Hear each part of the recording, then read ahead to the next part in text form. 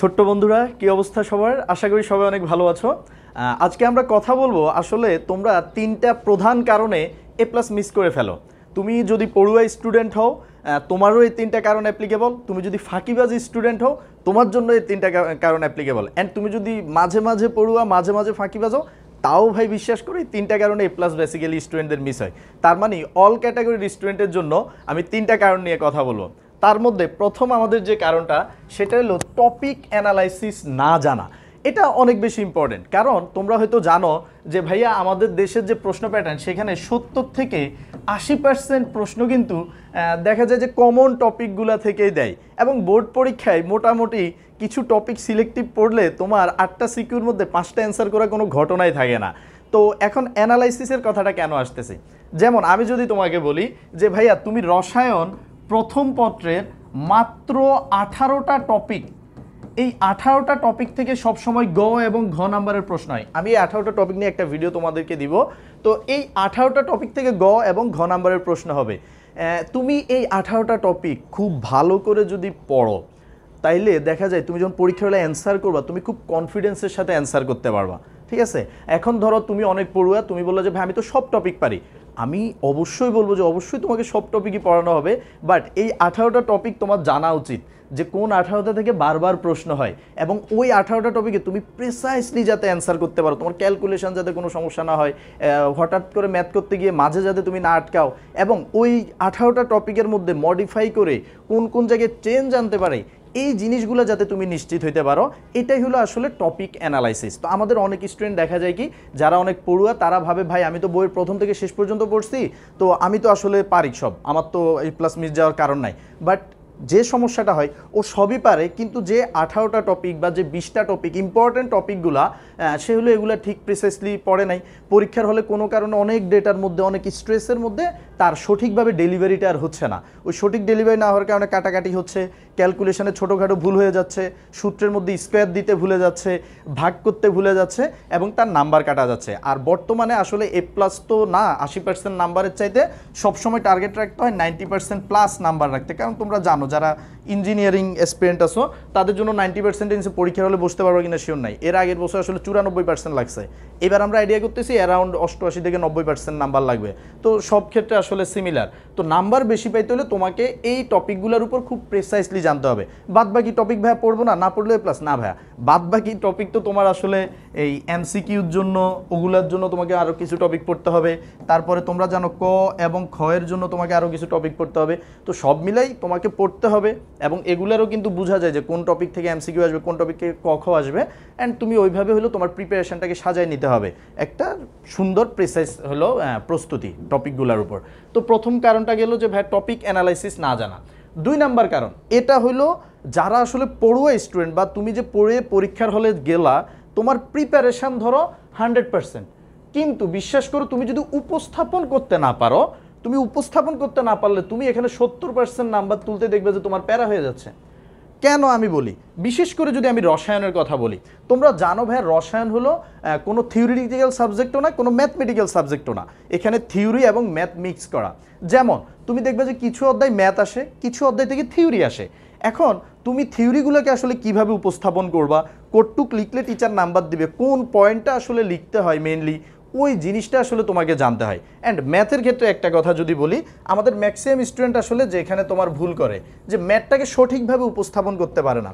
ধরো তোমাদের কোনো একটা জায়গায় পরীক্ষায় কি বলে হাইড্রোজেন বর্ণালীর প্রশ্ন আসলো, হ্যাঁ, তোমরা লিখলা যে 1/λ = RH(Z²) 1/N1² - 1/N2²। তুমি লিখে এখানে ডিরেক্ট মান টান বসায় তুমি λ = সামথিং ন্যানোমিটার কিছু একটা স্যারকে অ্যান্সার দিলা, পরীক্ষা হল থেকে বেরোইলা, বন্ধুকে বললা বন্ধু আমার অ্যান্সার তো এত ন্যানোমিটার, তো তোমার বন্ধু বললো হ্যাঁ আমারও এত ন্যানোমিটার, বাট দেখবা যে তোমার কোনো কারণে এখানে নাম্বার তুমি নাও পাইতে পারো 4 মার্কে, 1 দিবে, 2 দিবে, 3 দিতে কষ্ট হবে, 4 কখনো তোমাকে দিবে না। কেন দিবে না? কারণ তুমি সঠিকভাবে উপস্থাপন করতে পারো না। উপস্থাপন ব্যাপারটা অনেক ইম্পর্টেন্ট। অনেকে অনেক ম্যাথ পারে কিন্তু উপস্থাপন করতে পারে না। মনে রাখবা যে কোনো টাইমে উপস্থাপনের ক্ষেত্রে তুমি সুন্দরভাবে যে হ্যাঁ আমরা জানি এরকম, অ্যান্ড তুমি একটা সাইড ইউজ করতে পারো যে সাইডে তুমি লিখবা যে ভাইয়া দেওয়া আছে, হ্যাঁ যে দেওয়া আছে n1 এত n2 এত, হ্যাঁ, তারপরে RH এর মান এত, জানি এটা রিডবার্গ ধ্রুবক, জাস্ট তুমি এখানে ডেটাগুলো দিয়ে দিলা, এখানে সূত্রটা লিখলা, আমরা জানি দিই, অ্যান্ড স্টেপ বাই স্টেপ করলা। এখন তোমার মনে হতে পারে ভাই এগুলো তো অপ্রয়োজনীয়, কী দরকার, প্রশ্নে তো দেয়াই আছে, স্যার তো জানে না।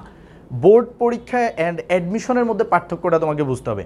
অ্যাডমিশনে উপস্থাপন অত জরুরি না, তুমি শুধু অ্যান্সার করে যাবা, বাট বোর্ড পরীক্ষায় উপস্থাপনটা অনেক ইম্পর্টেন্ট। অ্যান্ড সবচেয়ে বেশি ভয়ঙ্কর ব্যাপার হলো তুমি কিন্তু জানো না তোমার পেপারটা কার কাছে যাচ্ছে।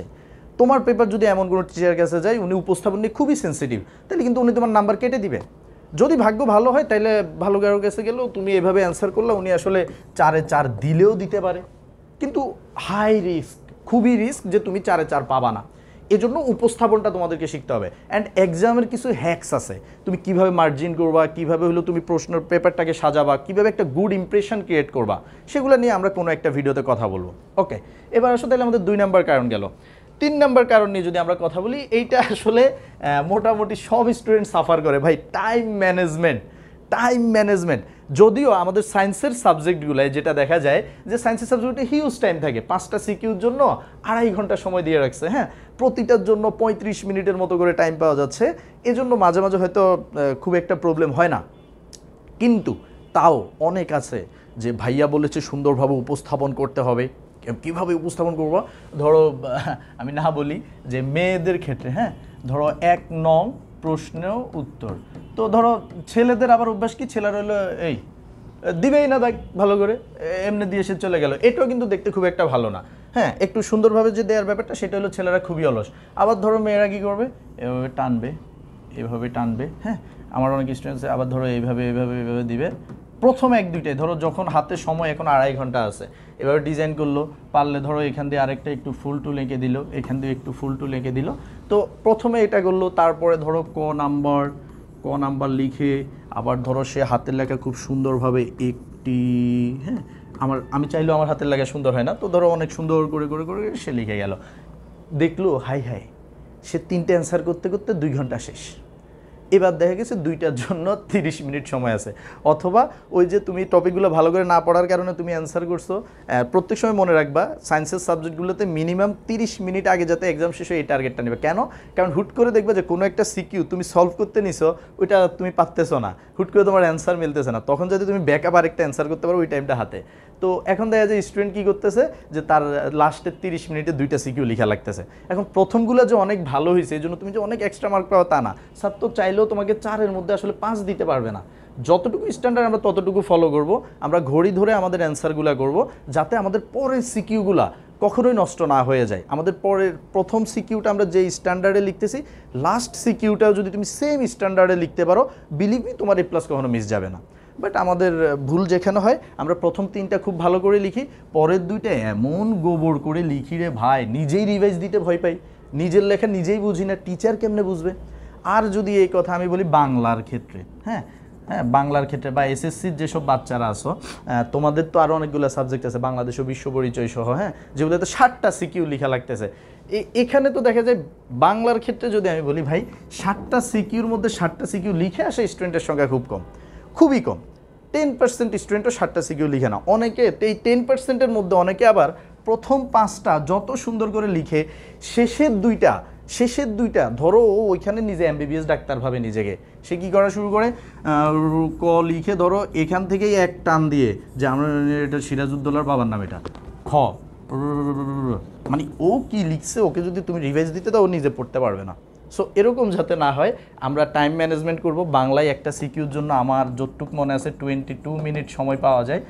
আমি যখন পরীক্ষা দিতাম আমি সবসময় টাইমটা খুব ভালোভাবে মেনটেন করতাম। আমি প্রথম 10 মিনিট সময় রাখতাম আমি হলো পুরো প্রশ্নটা পড়ার জন্য। দেখা যেত প্রশ্ন দেওয়ার সাথে সাথে আমার বন্ধুরা নিয়ে লেখা শুরু, বাট আমি কখনো নিয়ে লেখা শুরু করতাম না। আমি 10 মিনিট ধরে পুরো প্রশ্নটা আগে পড়তাম যে ওকে কী কী দিছে। ওই টাইমে নিজেকে কুল রাখাটা খুব কঠিন, কারণ তোমার আশপাশে সবাই লিখে শেষ করে ফেলতেছে, তুমি একা লিখতেছো না, টিচার হিসাবে তোমার দিকে তাকাবে, তুমি কি কিছু পারো না নাকি। আসলে তুমি পারো, বাট তুমি লেখা শুরু করো নাই, ঠিক আছে। তো যাই হোক, এই 10 মিনিট আমরা পড়বো, তারপরে আমরা প্রত্যেকটা সিকিউর জন্য টাইম ভাগ করব, হাতে অবশ্যই রিভিশনের জন্য টাইম রাখবো। যদি কখনো কোনো কিছু ভুল হয়ে যায় যে হ্যাঁ ভাইয়া আমার লিখতে গিয়ে ভুল হয়ে গেছে, ক্যালকুলেশন মিলাইতে পারতেছি না, যাতে তুমি আরেকটা সিকিউ অ্যান্সার করতে পারো, তো ওই রিভিশন টাইমের মধ্যে, তাহলে রিভিশন যদি রিভিশন না লাগে তাহলে ওইটা তুমি অ্যান্সার করতে পারো, ঠিক আছে? এই হলো টাইম ম্যানেজমেন্ট। তো ভাইয়া আমি যে 3টা কারণ নিয়ে বললাম, ফার্স্ট অফ অল ছিল আমাদের অ্যানালাইসিস না জানা, ইম্পর্টেন্ট আনইম্পর্টেন্ট টপিক না বোঝা। 2 নম্বরে ছিল কি আমাদের 2 নম্বরে কি ছিল যেন ভুলে গেলাম, উপস্থাপন করতে না পারা, যে তুমি ঠিকভাবে উপস্থাপন করতে পারতেছো কি না, এবং 3 নম্বরে টাইম ম্যানেজমেন্ট। আশা করি এই 3টা জায়গা থেকে তুমি যদি আমার মেসেজটা সঠিকভাবে ইন্টারপ্রেট করতে পারো, তাইলে আমাদের এ প্লাস মিস যাওয়ার কারণ 90% এলিমিনেট হয়ে যাবে, ঠিক আছে? অ্যান্ড আমরা সবাই খুব সুন্দরভাবে একটা বিজয় ছিনিয়ে আনতে পারবো। ধন্যবাদ সবাইকে, ভালো থাকবে।